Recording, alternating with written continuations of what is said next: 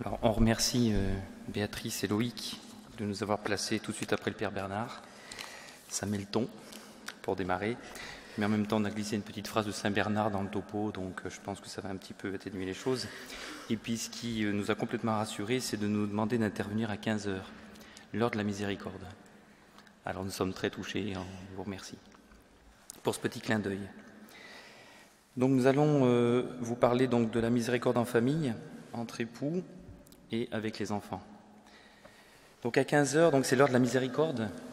En cette heure, dit Jésus à sœur Faustine, je ne saurais rien refuser à l'âme qui me prie par ma passion.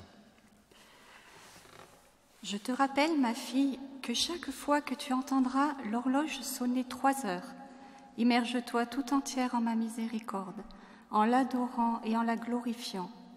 Fais appel à sa toute-puissance pour le monde entier, et particulièrement pour les pauvres pécheurs, car à ce moment-là, elle est grande ouverte à toutes les âmes. À cette heure-là, tu peux tout obtenir pour toi et pour les autres. À cette heure-là, la grâce a été donnée au monde entier. La miséricorde l'emporta sur la justice. Ma fille, essaye à cette heure-là de faire le chemin de croix autant que tes occupations te le permettent. Mais si tu ne peux pas faire le chemin de croix, entre au moins un moment à la chapelle et célèbre mon cœur qui est plein de miséricorde dans le très saint sacrement. Et si tu ne peux entrer à la chapelle, plonge-toi dans la prière là où tu te trouves, ne serait-ce que pour un tout petit moment. J'exige de toute créature de vénérer ma miséricorde, mais de toi d'abord, car je t'ai fait connaître le plus profondément ce mystère. Dieu est le péché, mais il aime tendrement le pécheur. Pour expérimenter la miséricorde, il faut la rejoindre dans nos misères. Il faut avoir l'humilité de se laisser aimer et sauver par un autre. Sœur Faustine dit « Je vois d'un œil ma misère et de l'autre ta miséricorde ». Il y a la miséricorde du Christ pour nous, mais il y a aussi notre miséricorde pour les autres, pour notre propre famille à travers le Christ. En mettant Dieu à la première place, à l'image de la famille Martin, la famille va, malgré ses faiblesses, répondre à l'invitation de Jésus dans l'Évangile selon saint Luc. Soyez miséricordieux comme votre Père est miséricordieux. Alors nous allons un peu plus aborder donc la miséricorde en famille. Dans son audience du mercredi 13 mai 2015, le pape François nous enseigne sur les fondements les plus simples de la vie familiale, nous conduisant vers la miséricorde en famille. Chers frères et sœurs, la catéchèse d'aujourd'hui est comme une porte d'entrée sur la vie familiale. Sur cette porte sont écrits 3 mots qui permettent de bien vivre en famille. S'il te plaît, merci, pardon. S'il te plaît, c'est une façon de demander la permission d'entrer dans la vie de l'autre avec délicatesse, dans la confiance et le respect. Un amour vrai exige le respect de la liberté et la capacité d'attendre que l'autre ouvre la porte de son cœur. Le Seigneur lui-même demande la permission d'entrer. Merci. Nous devons devenir intransigeants sur l'éducation à la reconnaissance. Pour un croyant, la gratitude est au cœur de la foi. Un chrétien qui ne sait pas remercier a oublié le langage de Dieu. Pardon. C'est une parole difficile et parfois nécessaire. Si nous ne sommes pas capables de nous excuser, nous ne serons pas capables de pardonner. Beaucoup de blessures dans les familles commencent par l'oubli de cette belle parole. Que le Seigneur nous aide à remettre ces 3 mots-clés à leur juste place, dans notre cœur, dans notre maison, mais aussi dans notre vie sociale. Éduquer nos enfants à travers ces mots simples que sont « s'il te plaît » et « merci » les amène au respect des autres. Cette étape leur fait comprendre que tout ne leur est pas dû et qu'ils vont devoir apprendre à vivre avec leur prochain. C'est avec ces exigences que petit à petit, l'enfant saura ouvrir son cœur à l'autre et pourra être miséricordieux.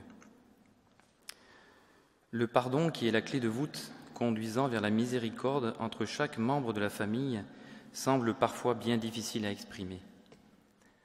Quand je tombe, que j'ai un mot plus haut que l'autre avec mon épouse, avec mes enfants, le péché m'humilie.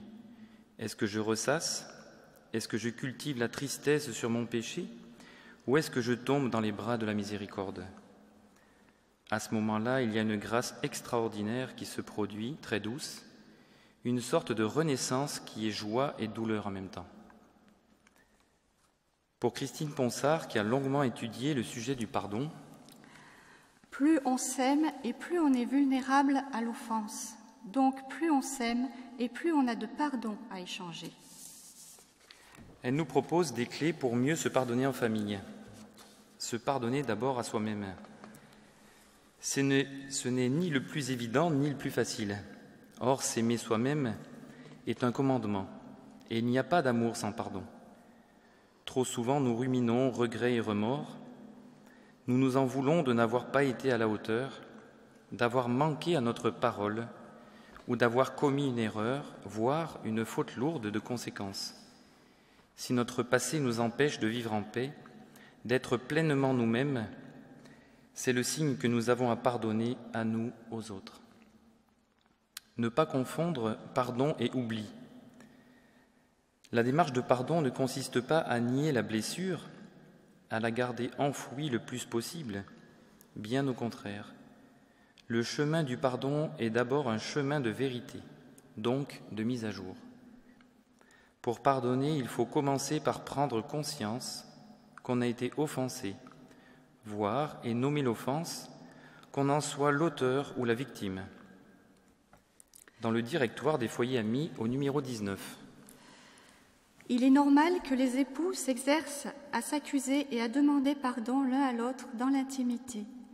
Il est bon que les parents forment leurs enfants à demander pardon, à la prière du soir, de leurs manquements commis devant les membres de la famille, disputes, bêtises, indiscipline. Le baiser de paix et la bénédiction des parents pourront clôturer la prière familiale. Le pape François nous rappelle de ne pas se coucher sans demander pardon à son époux ou à son épouse. Purifier ses intentions. Comment distinguer un pardon authentique? Par exemple, suis-je prêt à demander pardon le premier? Est-ce que mon pardon a pour but de faire grandir l'autre, notamment dans l'estime de soi?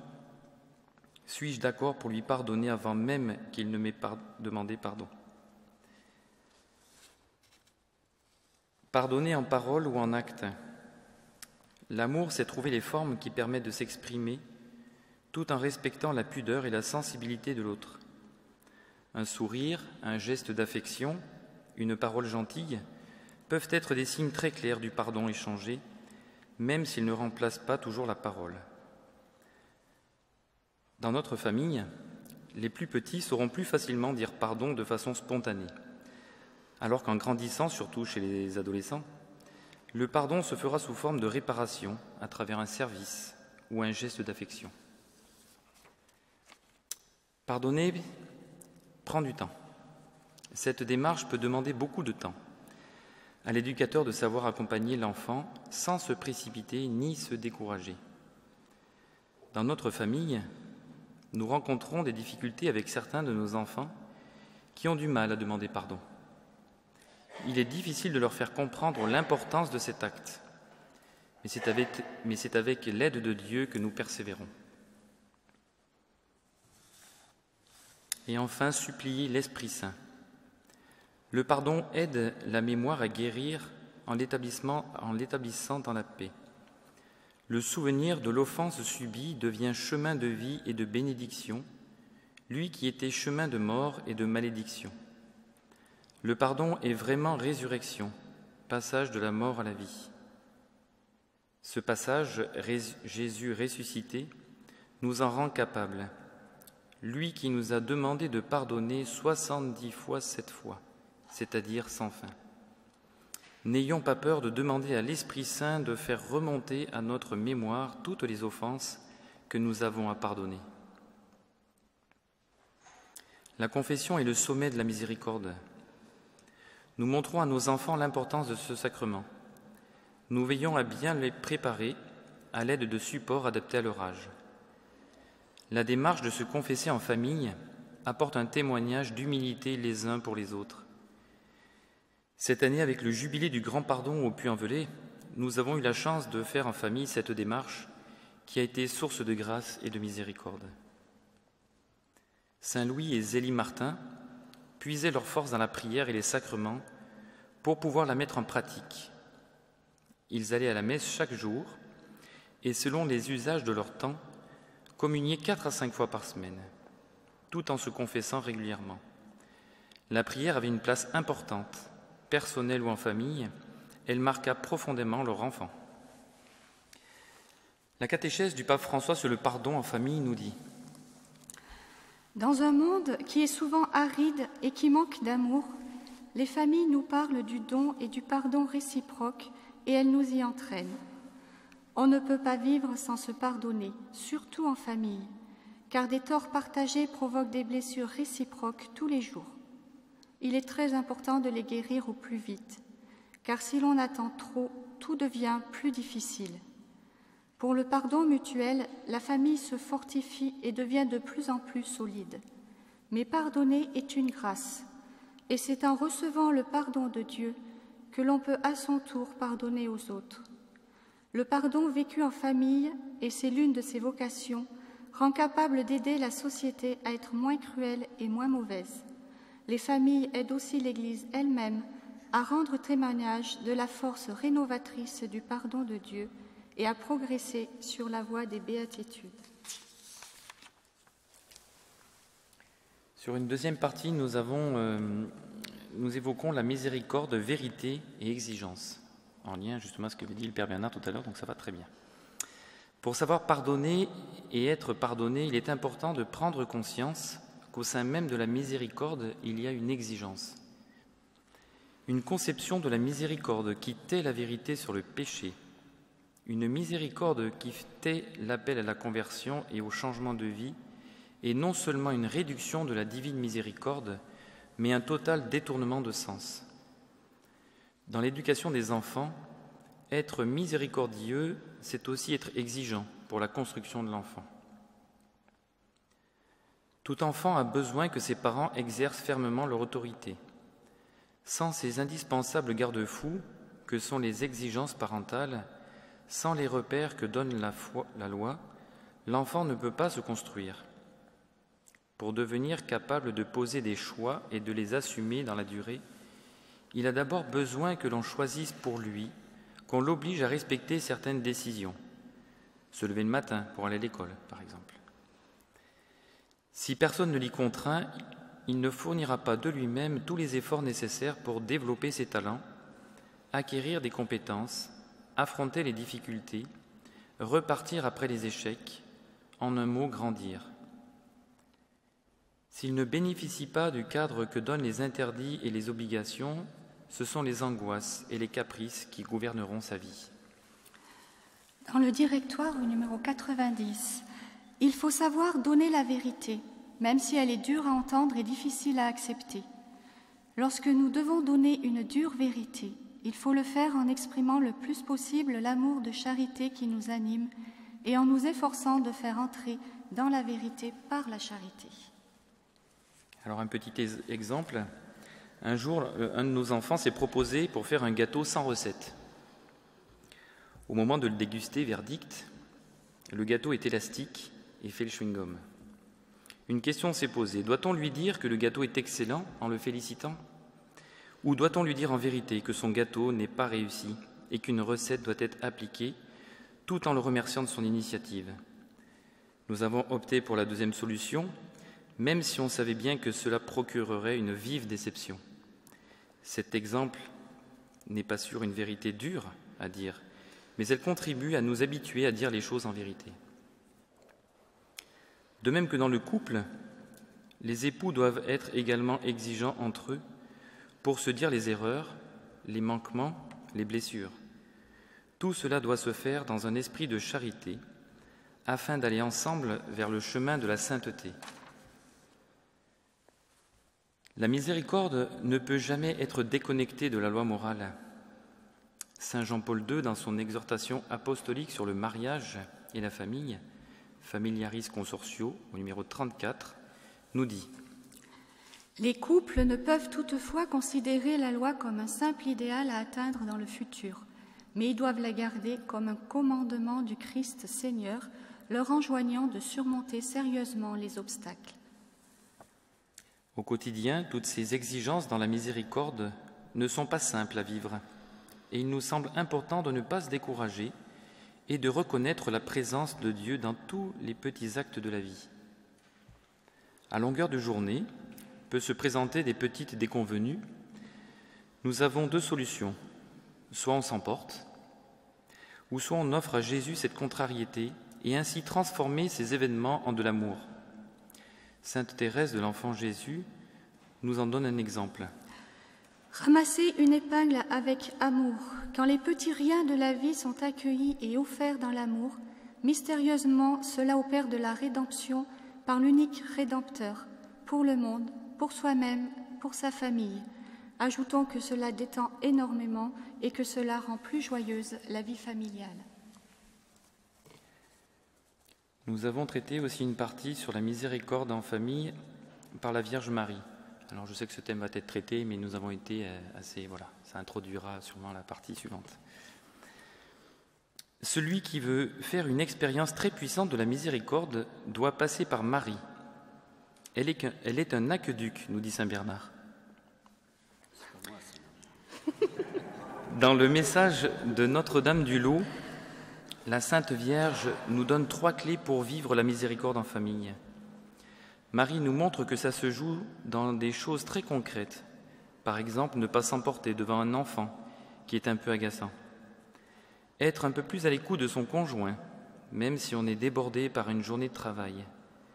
Marie, c'est la femme de la simplicité. C'est la femme du quotidien. Elle nous montre que la miséricorde se vit dans les choses du quotidien. Un appel à la patience et une vigilance à ne pas se laisser submerger par les impatiences. Un appel à la douceur. On est capable de dire les choses en vérité, mais les dire avec douceur les fait passer tellement mieux. La miséricorde passe également par un chemin de croissance. On ne peut pas tout attendre tout de suite de quelqu'un.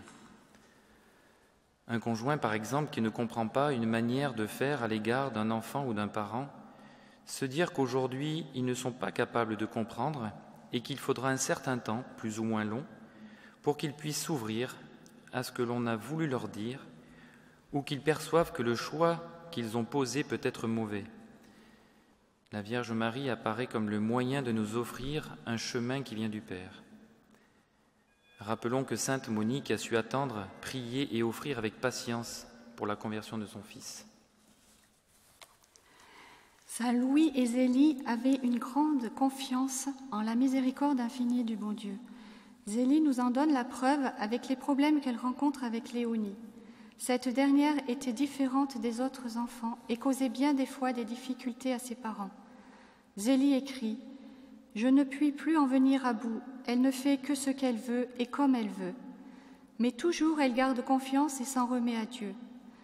J'espère que le bon Dieu, dans sa miséricorde, exaucera les prières que je lui adresse pour cet enfant qui est un de mes grands soucis. » Ou encore « Quant à Léonie, le bon Dieu seul peut la changer et j'ai la conviction qu'il le fera. » Lors de difficultés familiales, la Vierge Marie aura un rôle de consolation qui permet à la miséricorde de nous rejoindre.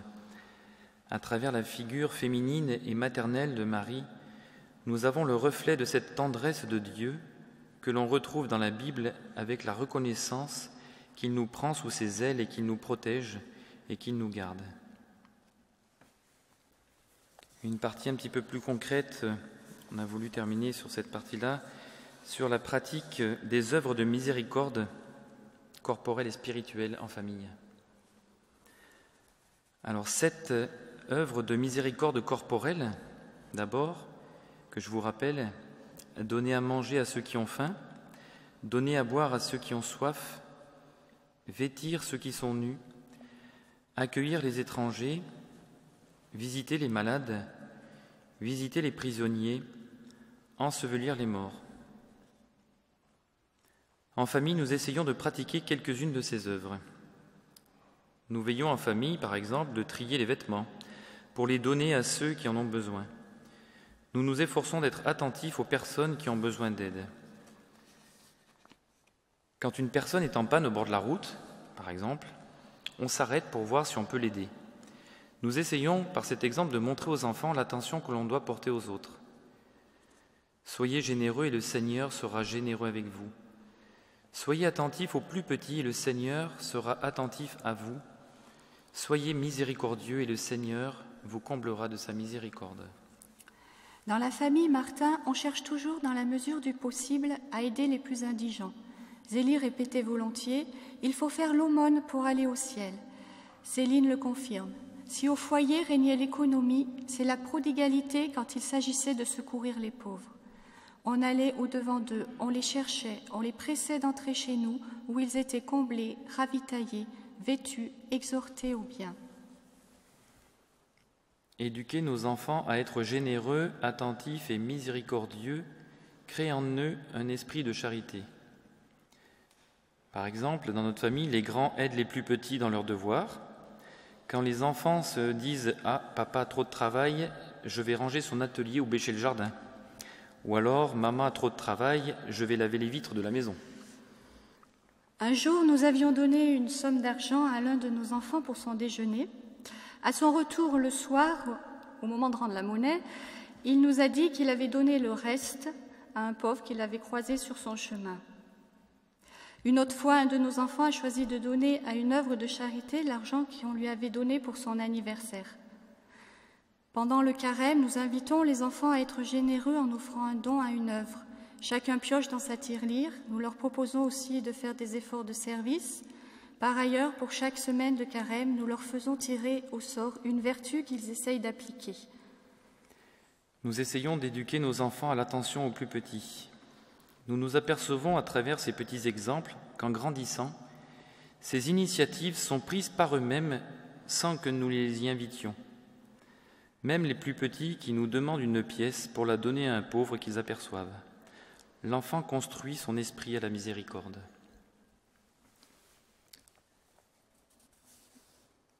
Maintenant, nous allons aborder les 7 œuvres de miséricorde spirituelle. Alors, les 2 premières, conseiller ceux qui sont dans le doute et instruire les ignorants. Marie-Christine intervient dans 2 écoles pour faire du catéchisme. Tout au long de l'année liturgique, les temps forts sont vécus en famille.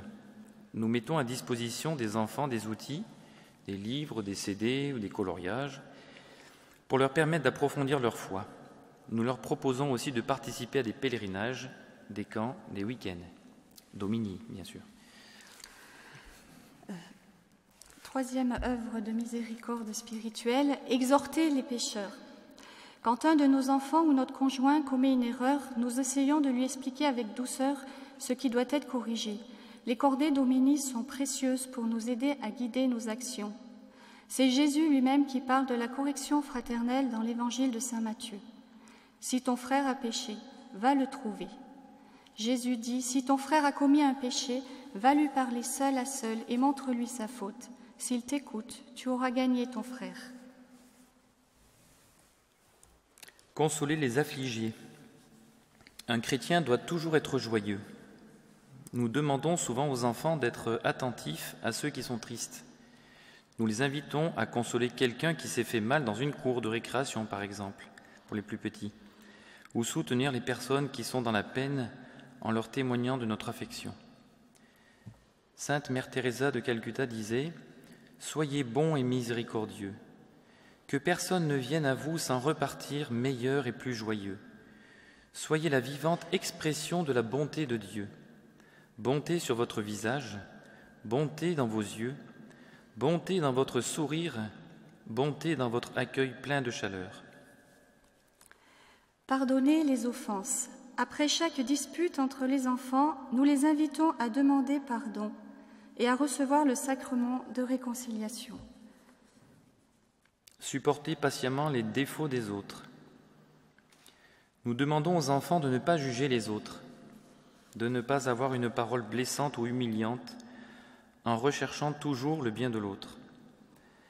À table, quand nos enfants critiquent certains de leurs professeurs, ça arrive, nous intervenons pour leur dire qu'il peut y avoir des belles choses en eux et que l'on ne doit pas toujours voir les défauts. En écrivant un jour à son frère, Zélie Martin lui avoue combien elle a du mal à aimer une certaine personne, à être miséricordieuse envers elle et combien elle lutte pour s'améliorer. Elle raconte « Et moi qui ai eu la lâcheté de me moquer de madame, j'en ai un regret infini. Je ne sais pourquoi, je n'ai pas de sympathie pour elle. Elle ne m'a jamais fait que du bien et rendu des services. Moi qui déteste les ingrats, je n'ai donc qu'à me détester, car je ne suis pas autre chose qu'une vraie ingrate. Aussi, je veux me convertir tout de bon et j'ai déjà commencé, car depuis quelque temps, j'ai saisi toutes les occasions pour dire du bien de cette dame. Cela est d'autant plus facile qu'il s'agit d'une excellente personne, valant mieux que tous ceux qui se moquent d'elle, à commencer par moi. » Et enfin, priez Dieu pour les vivants et pour les morts. Nous invitons les enfants à prier pour les âmes du purgatoire, en leur expliquant que cela peut obtenir le salut des âmes, comme pour l'indulgence plénière à l'occasion du jubilé, en offrant la possibilité de confier une âme en vue de son salut.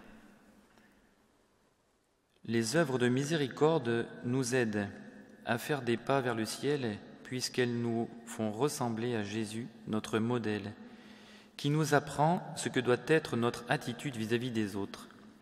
C'est l'évangile de saint Matthieu qui nous le rapporte. « Ne vous amassez pas des trésors sur la terre, où la teigne et la rouille détruisent, et où les voleurs percent et dérobent, mais amassez-vous des trésors dans le ciel, où la teigne et la rouille ne détruisent point, et où le voleur ne perce ni ne dérobe. Car là où est votre trésor, là aussi sera votre cœur. » Nous allons terminer notre propos, comme nous l'avons commencé, avec une prière de Sainte Faustine qui finalement résume l'ensemble de notre propos. On aurait pu vous la lire en préambule, mais voilà, retenez-la bien parce qu'on se disait avec Marie-Christine qu'on pourrait l'afficher à l'entrée de chaque maison, je pense. Voilà. Donc c'est la prière de Sainte Faustine. « Je désire me transformer tout entière en ta miséricorde et être ainsi un vivant reflet de toi, ô Seigneur. Que le plus grand des attributs divins, ton insondable miséricorde, passe par mon âme et mon cœur sur le prochain. Aide-moi, Seigneur, pour que mes yeux soient miséricordieux, pour que je ne soupçonne et ne juge jamais d'après les apparences extérieures, mais que je discerne la beauté dans l'âme de mon prochain et lui vienne en aide. Aide-moi, Seigneur, pour que mon oreille soit miséricordieuse, afin que je me penche sur les besoins de mon prochain et ne reste pas indifférente à ses douleurs ni à ses plaintes. Aide-moi, Seigneur, pour que ma langue soit miséricordieuse, afin que je ne dise jamais de mal de mon prochain, mais que j'aie pour chacun une parole de consolation et de pardon. Aide-moi, Seigneur, pour que mes mains soient miséricordieuses et remplies de bonnes actions, afin que je sache faire du bien à mon prochain et prendre sur moi les tâches les plus lourdes et les plus déplaisantes. Aide-moi, Seigneur, pour que mes pieds soient miséricordieux, pour me hâter au secours de mon prochain, en dominant ma propre fatigue et ma lassitude. Mon véritable repos est dans le service rendu à mon prochain. Aide-moi, Seigneur, pour que mon cœur soit miséricordieux, afin que je ressente moi-même les souffrances de mon prochain. Je ne refuserai mon cœur à personne. Je fréquenterai sincèrement même ceux qui, je le sais, vont abuser de ma bonté, et moi je m'enfermerai dans le cœur très miséricordieux de Jésus. Je tairai mes propres souffrances. Que ta miséricorde repose en moi, ô mon Seigneur. Ô mon Jésus, transforme-moi en toi, car tu peux tout. Ô mon Dieu, caché dans ce grand et divin sacrement, Jésus, soyez avec moi à chaque moment, et mon cœur sera tranquillisé. Amen.